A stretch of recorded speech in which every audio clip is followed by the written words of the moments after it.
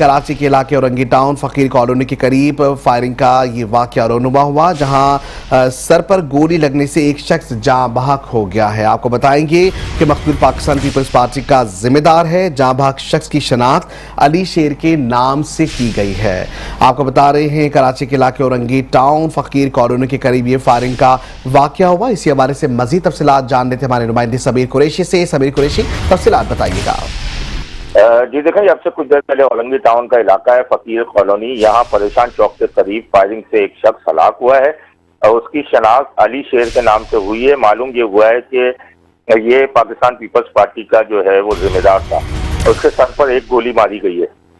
मैं आपको बताता चलूं कि इससे कबल भी 2 रोज कबल जो है कोरंगी के इलाके में भी पीपल्स पार्टी के काउंसलर पर हमला किया गया था और उन्हें कत्ल किया गया था, जिसकी तहकीकात ताहाल जारी है और अब तक कोई मुल्जिमान पकड़े ना जा सके। जी शुक्रिया सबीर कुरैशी, आप हमें तमाम तर तफसीलात बता रहे थे। कराची के इलाके औरंगी टाउन फकीर कॉलोनी के करीब फायरिंग, जहां सर पर गोली लगने से एक शख्स जाँ बहक हो गया। मकतूल पाकिस्तान पीपल्स पार्टी का जिम्मेदार है। वहीं जाँ बहक शख्स की शनाख्त अली शेर के नाम से हुई है।